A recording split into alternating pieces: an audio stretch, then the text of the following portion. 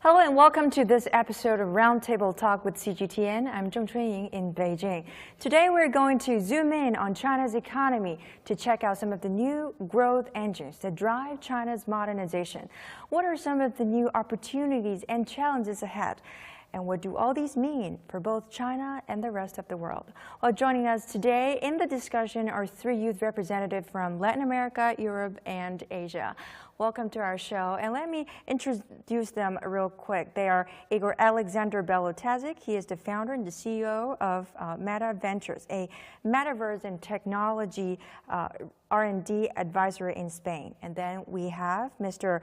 Jose Carlos Feliciano, who is the Deputy Director of Center for China and Asia Pacific Studies at Pacific University in Peru. And then, last but not least, we have our Yuting Zhu, who is an Assistant Professor from the National University of Singapore. Welcome. And notably, all of these, our guests today, they all wrapped up their tour where they gained very much understandings about China's economy, China's culture, and even the whole society through visiting China's tech giant companies and factories and even historic sites. So before we delve deeper into our discussion today, let's check out a short video first to get a glimpse of what the tour looked like.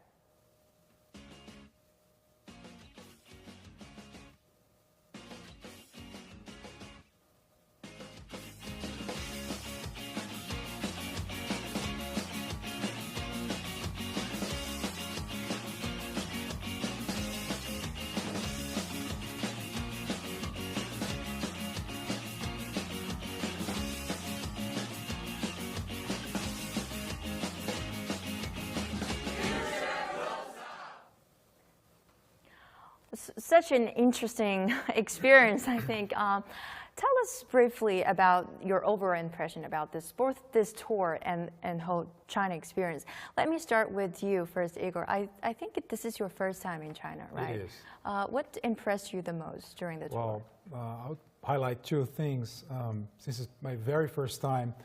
I was open to understand the society and everything that was happening here. And the thing that struck me the most was how peaceful and harmonious are the people, and I could see everywhere from the subways to the streets, and of course in the factories that we visit and the digital aspect. So, and that leads to also how embedded the digital culture is in the Chinese society. So these two things combined have impressed me the most, absolutely. And what about you, Jose? I know that both of you have been to China many times, but what's new this time? Is there anything that struck you the most? So in my case, due to the pandemic, I didn't come back to China. So after 4 years around, this is my comeback to China, and I would say I was really impressed, of course, by the development of the digital economy back then, right? When I used to visit China many times years ago. And it was very interesting to see how new apps, new tools were developing year by year, right? And in this time, I was also impressed by how, for example, some apps like WeChat or other ones has more functionalities and features, right? In this specific time, one of the things that impressed me the most is how, for example, companies like Tencent and other ones are using the technology for philanthropy. I think there is a very interesting escape practice that, at least for me, was a very important learning during this experience. What about you, Yuting? So in my case, I'm a Chinese. I was born in China, and I also did my undergrad in China. I pursued my postgraduate degree after 2015, my master, my PhD in States. And then, to be honest, I came back to China each year. So basically, this kind of digital life, each time, of course, it gave me shock. And then this time, I think the biggest thing I learned this time, what I understand about Chinese economy, the most important part is that I see the key difference of Chinese economy with other parts is that we basically provide the equal opportunity in the digital world to all people, no matter whether you are live in city or you are living in rural. So basically, I think there are several things I remember. One is Tencent Charity. So that one, basically, you can see how the technology, now even you are in a rural area, basically we build each other together. And also I remember in the Chinese Communication University, so where the professor introduced the case. Now I really have the memory about Amu Baba, probably this name. What's that about? Yeah, I think it's about, so I think it's a Da V is the big, I think he's very famous in current social media platform. And I think he knows, he has this kind of some skills in doing very beautiful, these handcrafted things. And then he just lived in the rural areas. And then he basically enjoyed all of these things like what we imagine, digital payment, WeChat, and also short video, digital entertainment. And also he has so many fans. He just spread over Chinese culture, I think, not just in China, and also throughout the world. So I think that's, as a young people, probably I spend most of the time in Beijing. That's really changed my understanding about how our digital economy, how Chinese digital economy is helping the people in rural area, helping the elder, and then to basically to solve the poverty problem. Yeah. And talking about the uniqueness of China's technology, China is not alone, of course, in the digital revolution. I know that Peru ranks third when it comes to the use of digital payment in Latin American region, and also Apple Pay and PayPal, other global tech giants, also are increasing their penetration rate of digital payment over the past few years, especially after the COVID pandemic. What makes China's mobile payment experience different from your perspective? I think the way it is embedded, the way that people take the apps, the technology, is not just like I see in other countries, that's just one thing for one specific application or just for entertainment. I feel the integration of different aspects of a lifestyle in one. We take, for example, Tencent's WeChat or Weixin. It's a platform for many aspects of our lives. I think that when it makes people's lives easier, people adopt in a very natural way, which is something that sometimes in other countries I don't see. And that's why I believe that it's so widespread and adopted here naturally in China. I think just building on Igor's point, from two aspects, right? From the people aspect and also from the companies or industry aspect. I think convenience is probably the most specific word to think in terms of mobile payment in China, right? Because everything has all the services in order to create, let's say, a better society and, of course, a more convenient lifestyle in rural and in urban areas.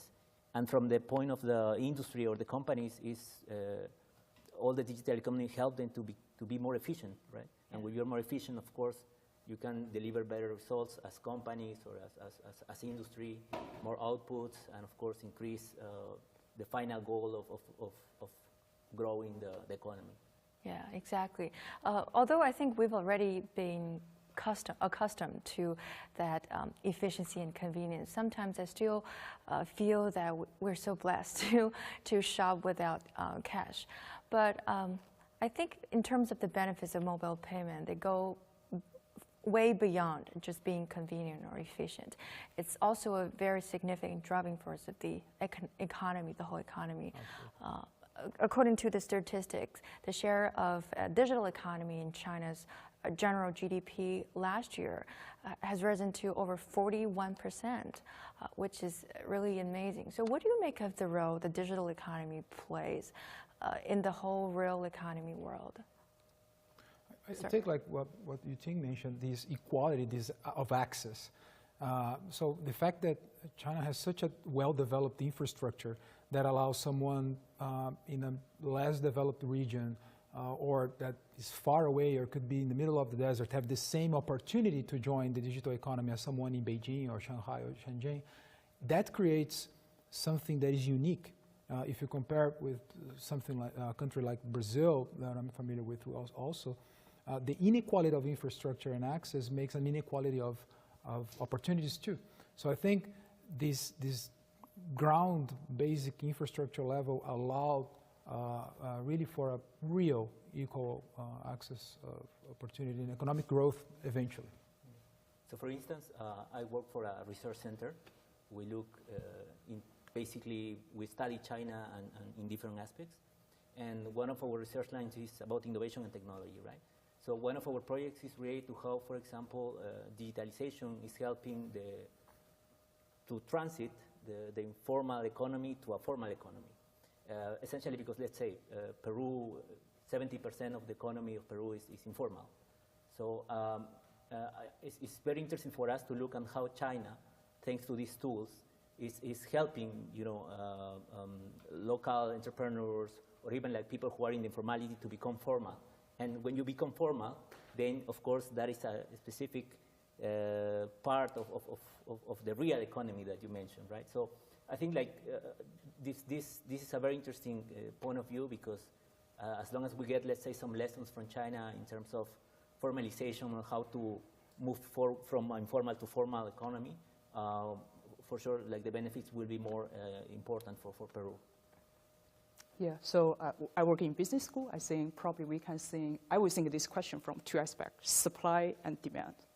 So basically, if we from the supply side, we all know we are I think the most important manufacturer in the world, right? Exactly. Then from supply side, basic digital economy, then allow us to reach all of these partners or all of the customers that we can reach in the world, right? Like with this new, no matter whether it's a new marketing channel, like the live streaming, short video, and all of this form. Another one is that we are also the supplier of technology.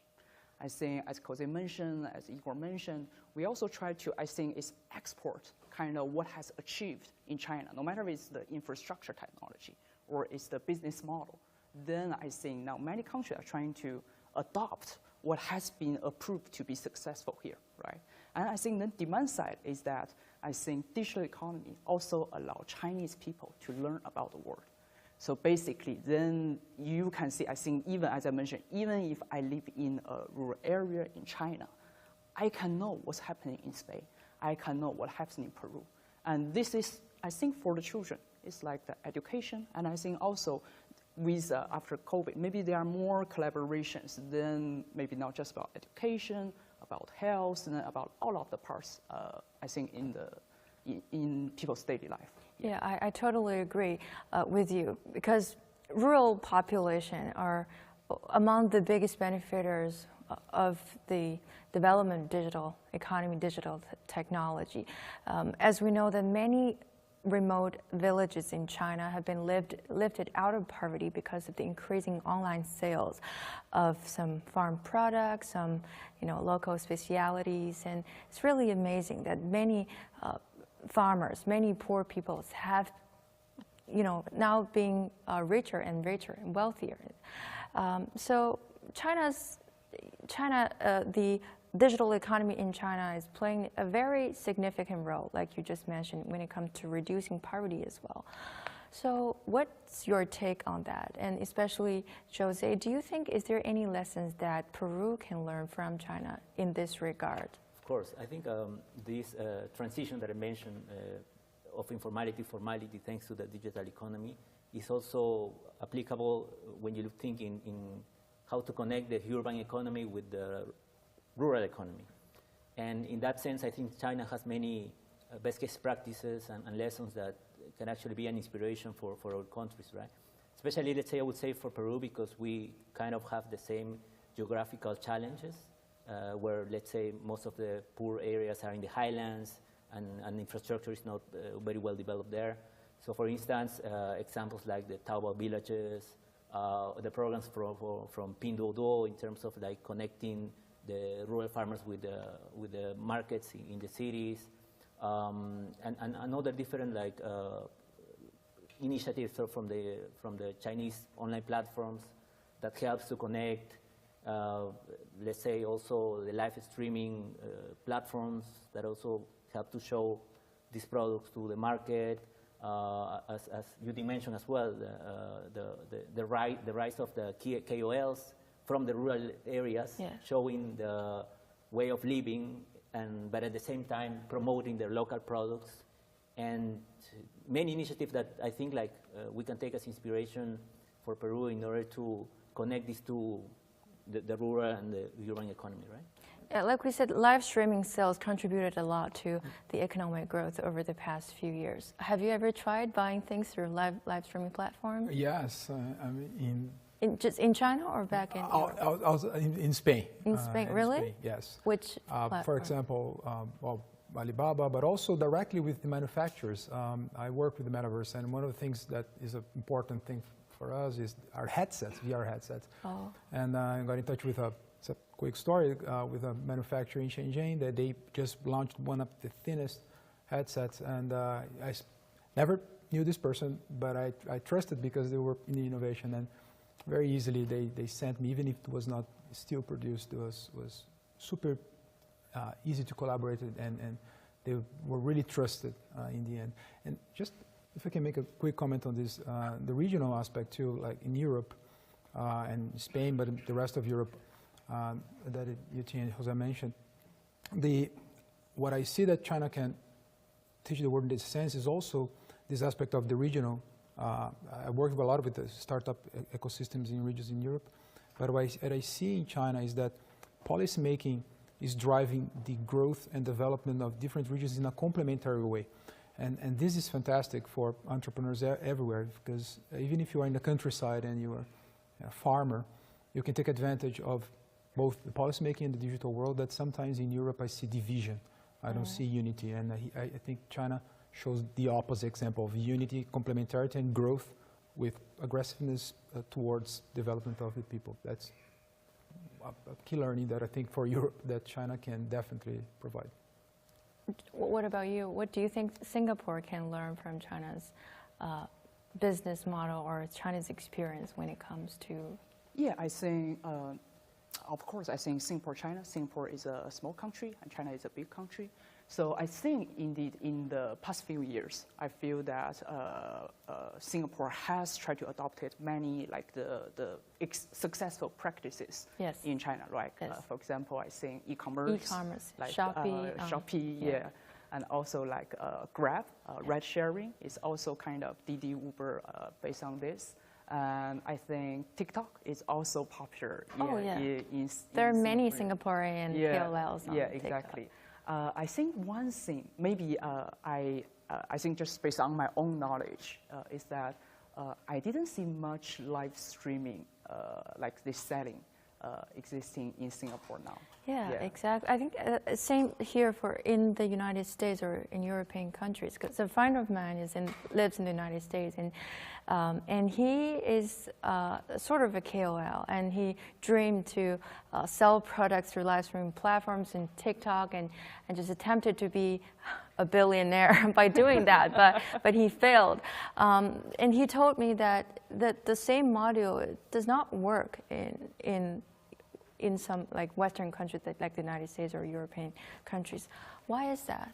In the case, I can talk from Spain, Europe. I think people are conservative in many ways. I mean, it's like I feel that the Chinese society is very entrepreneurial in the sense that, okay, I can try something new, even if it's not okay, if it's not good, I'll not buy from this anymore, but I'll give it a try. And this way of discovering products through the internet that allows other people these micro entrepreneurs to just get on a phone and start selling, to really at least try. And I think in Europe, sometimes this shop that is 100 years old, that not necessarily has the best product, but because it's been there all the time, is the one who's going to sell. And then if you're a newcomer, not necessarily going to have access. And maybe that's going to change with the new generation, but it's still definitely not at the pace of China. And I also think it's about educating the market, right? Yes. Let's say, for example, many years ago, or some years ago, TikTok in Peru was the usage and the users were like very low. But in 2-3 years, it became the most download app in the whole country, and basically more of the companies started opening accounts in TikTok, right? So I think it's about also like giving some time for the users to get used to the new tools and the new apps, and then companies will for sure try to take advantage of this opportunity of this large scale of users. Right? So you see great potentials in there, right? So I think Chunying asked a very great question. Academia speaking, it's a very valid research question. Wow. You have these talents. So I think, as far as I know, I think lots of marketing professors, they are now trying to dig into this research. So why, basically, like you mentioned, like in the United States, why kind of live streaming doesn't work? I think it's still under discussion, basically, no conclusion.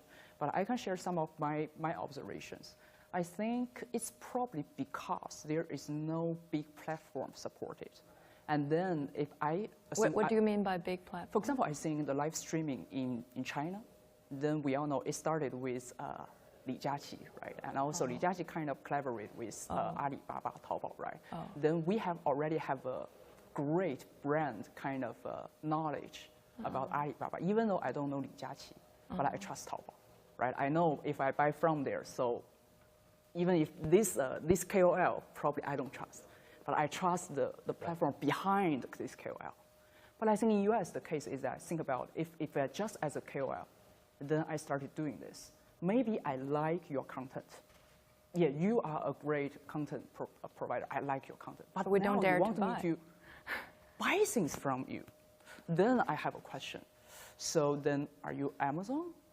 Then if I encounter any problems, like I buy in Amazon, then I can go into the post-service, all of this department, I can do that. But for example, with Chunying, maybe you are a KOL, then what can I do that?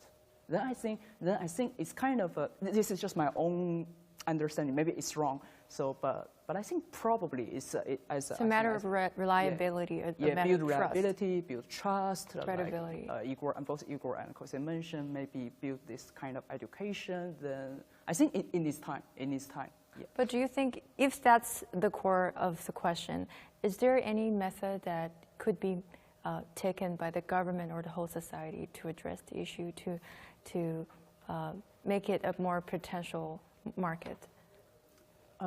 I think when talking about this, so I think it depends on each country's situation.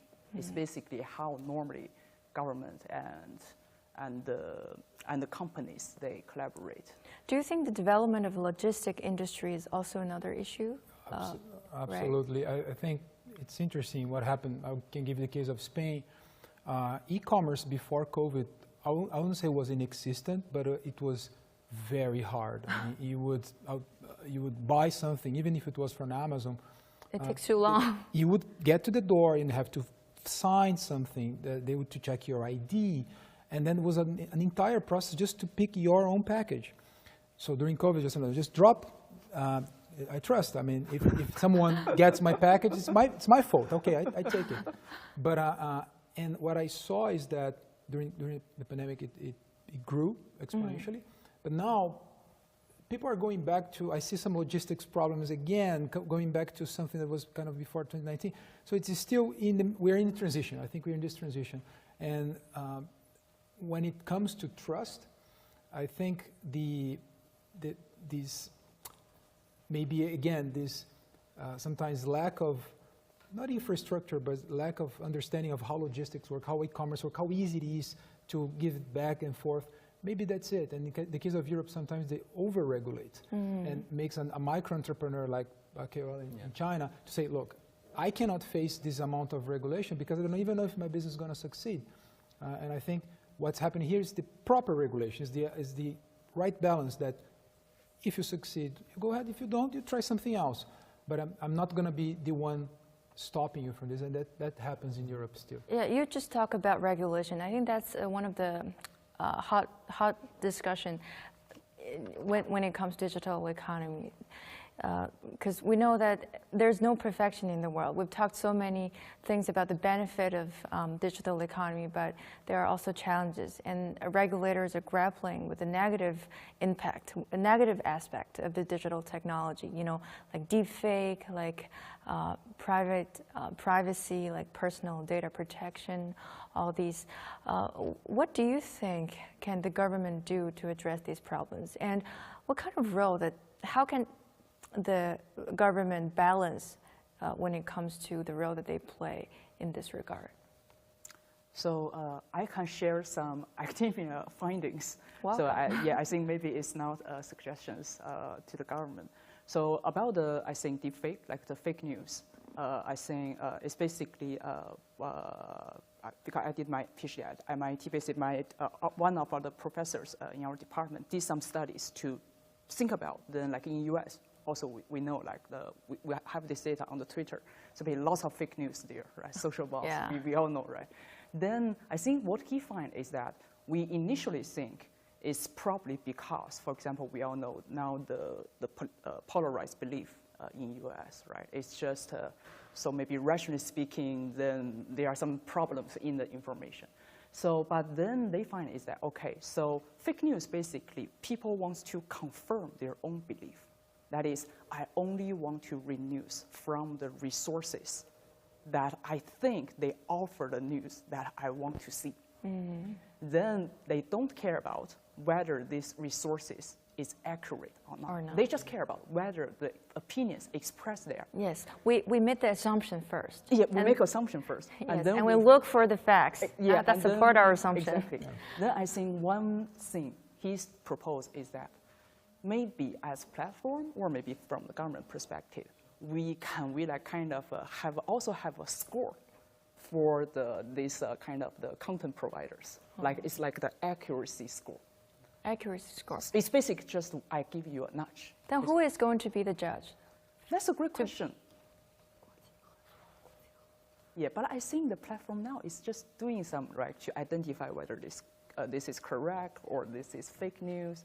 Then probably credibility ranking, basically to give this kind of info so that I can nudge you as a customer to think. So information is not just about what I want to see. It's also about think about it. There are some content providers, they tend to provide lots of false information. So then when you read it, think more about it. So that's, yeah. And keep going.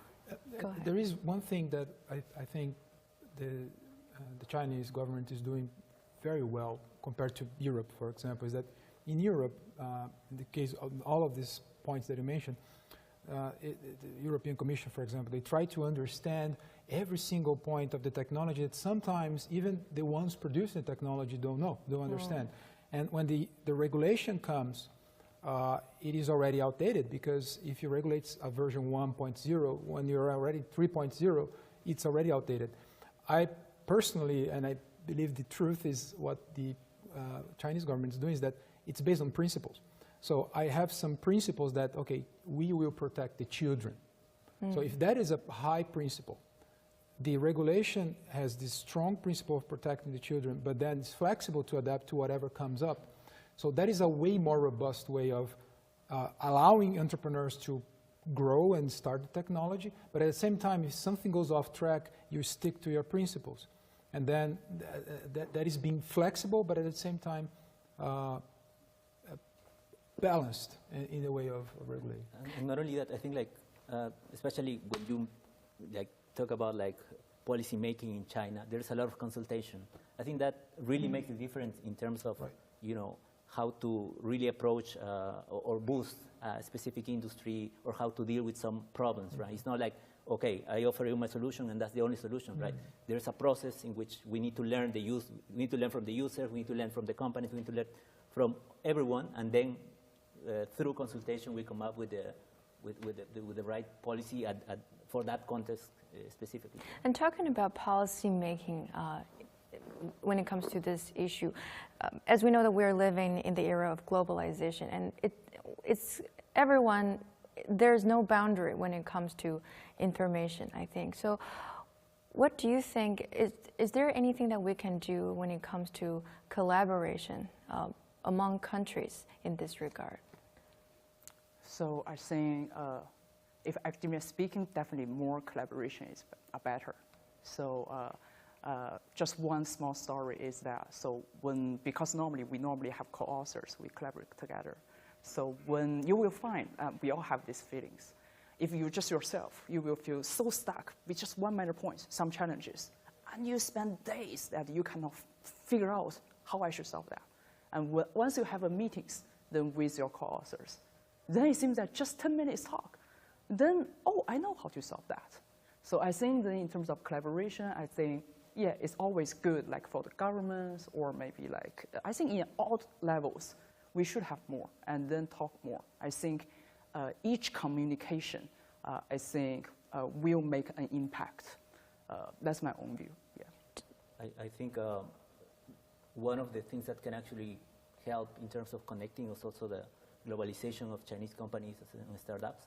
Especially, I would like to give an example of like one of the main drivers also for digitalization is the gadgets or the cell phones, right? Because before, especially in some countries, the price is very high, right?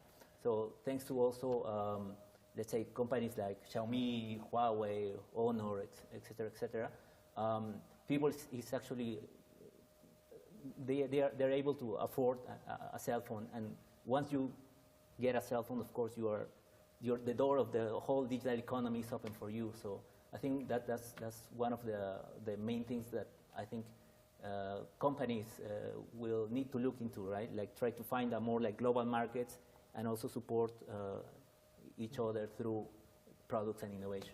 Yeah. And also, I think we are living in the era of echo chambers, where the polarization, I think, is not just in the US. I see that in Spain, Europe, in Brazil, everywhere. And when people are living in these echo chambers, they just get even more extreme about everything. But then, when it comes to globalization, I like these small stories, this real little cultural exchange. I'll give one example, little story. I was in Italy with my sons, and they had a ball, a football ball, and then so I had to play. I said, talk to this boy, we don't speak Italian. I said, just show the ball. And then the other kids would say, can we kind of in Italian play? And then after 15 minutes, they were playing like good old friends. Was that the ball that united? Was just, they were kids. They understand the same language because they're humans. I think when and probably if they were on some platform for gaming or something, they would be arguing or something. But there, in that very moment, they were being truly connected. And I think that is what's missing mainly around the world, is this person-to-person experience. And also, I think digital technologies are also making the connection even easier, right? Yeah, and like you said, there are long journeys ahead. We have to, there are a lot that we should improve, but also more cutting-edge technologies that are expected to come. For example, China has announced its ambition to attract over 100 metaverse companies in China by 2024. And it's also, Beijing is also one of the many Chinese cities that aim to be an international hub for digital technologies. And here comes to the field of your expertise, I think. As the founder of Metaverse company, what do you make of the market potential of China? I think it's huge. And as I mentioned in another forum before, I think China is uniquely positioned to adopt the Metaverse in a way that is beyond just virtual reality or augmented reality, but this integration of different technologies, including sensors. When you're talking about smart cities, when you're talking about this immersion that is not, it's not digital, it's not physical, it's hybrid, because it's really a hybrid experience when you are in this metaverse. And in the case of China, the level of infrastructure development, the level of digitalization in the society, that they easily understand and adoption, it makes it prime for them. And also this entrepreneurial effect, because I usually say that in the metaverse we create three new economies, the creators, the curators, and the connectors, the three C's, that like we see with live streaming, that when they start to adopt these immersive technologies, are going to be second to nature for them. So if there is one country that can lead the path to how the broad aspect of the metaverse can be implemented, is China, for all these reasons. Wow. What about Singapore?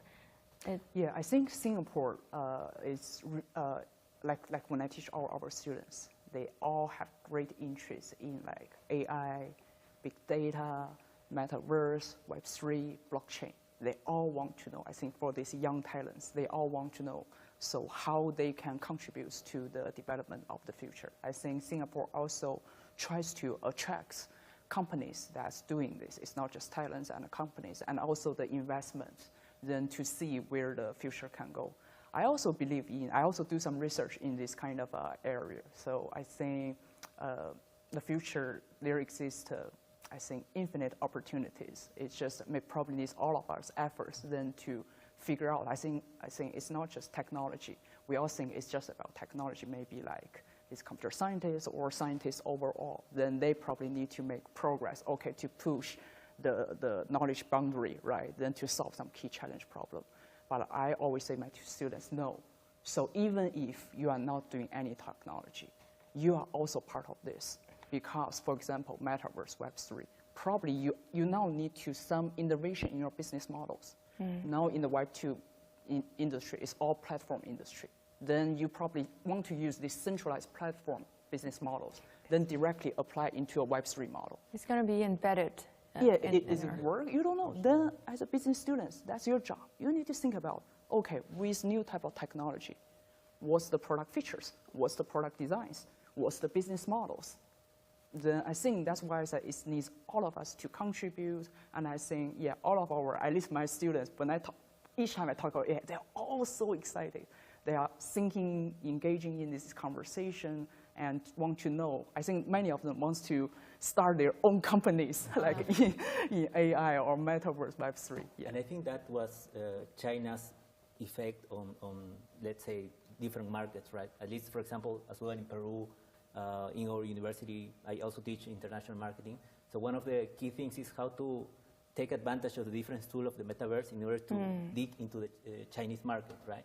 So in that sense, like thinking about the strategies, marketing strategies in the metaverse, from the different aspects, right?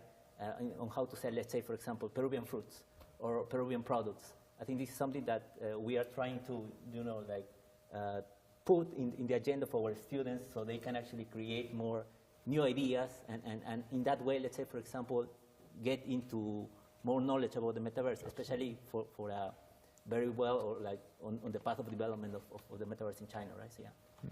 So seemingly you picked the right direction. So do you see any opportunities for collaboration with China in the future in your industry? Absolutely. I mean, first of all, I think starting with one of the strongest skills that we have developed in China, like you said, I mean, the manufacturing, some of the best manufacturers of devices that are not only headsets or AR, but everything tech are here nearby. So they are going to be the ones creating this infrastructure for entrepreneurs elsewhere in the world to create new business models. Because the level, for example, we visited a smartphone manufacturer. In a smart manufacturing format. This is so advanced. I was struck that they could produce one mobile phone every 20 to 25 seconds. This by itself creates the infrastructure for all of the world to create something new. As long as there is collaboration, as long as there is trade and fairness. Yes, and talking about, you touched upon the manufacturing aspect. I think China is upgrading its manufacturing industry here. China used to be the world's biggest factory, the biggest manufacturing factory, and now it is upgrading its factory to produce more cutting-edge technologies, right? Instead of other basic level living essentials, right? What do you make of the future of China's manufacturing industry? Do you think the role that as a world's factory could be replaced by Vietnam or other countries in the future?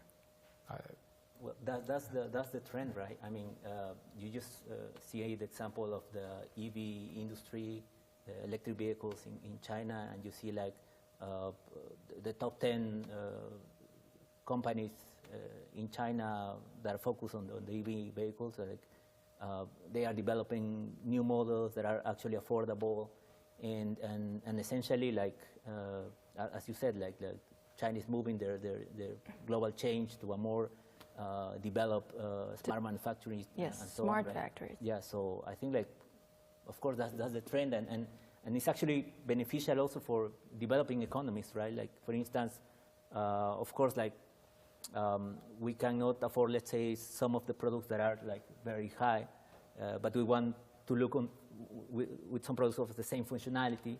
So I think Chinese product can actually fit into that specific need of the market. And you can see, for example, in Peru, most of the vehicles are from China as well. So it's very interesting to see like how the technology developed here from industries like mobile or like the vehicles and so on are helping also the Peruvian economy to become more efficient and for this, you know, to make the growth happen. Yeah. Well, I think we've talked so much about economic development, digital economy, so many hard topics. Let's turn to some softer ones now. When it comes to culture, I think in addition to China's economy structure, you've also gained some understanding when it comes to Chinese culture, Chinese traditional culture as well. What impressed you the most in this regard? Briefly tell us. Yeah, I'll say what I said in the beginning. I think is this focus on harmony and balance that I had a hypothesis and I had an assumption that it would be like this, but I couldn't believe what I saw, you know, like going to the parks and see people dancing in the park, but in a very natural, embedded way. So this focus on balance, on creating fairness, that not necessarily, sometimes you have to go to one side or the other, but the goal is to be all the time at the balance. This is unique, and this is definitely one of the most impressive learnings that the rest of the world could take from China, but I don't know if they will be willing to change their societies that the Chinese civilization has done over the last 5,000 years. That is, to me, is inspiration. I think even this dream of keeping people high and be their best I think it's my personal dream. I think it's the personal dream of my family, and I think this is inspirational, and it comes deeply from the culture, and then I could prove that this is the truth. So it sounds like an inspiring tour for you guys, right? Yeah. For me, so looking ahead, will you come to China again to explore more of the country? Absolutely. Looking forward to you guys, and welcome to China again, and hope to see you guys soon, and welcome to our show. Thank you. Thank you. All right, that will do it for this edition of Roundtable Talk with CGTN. I'll see you next time. Bye for now.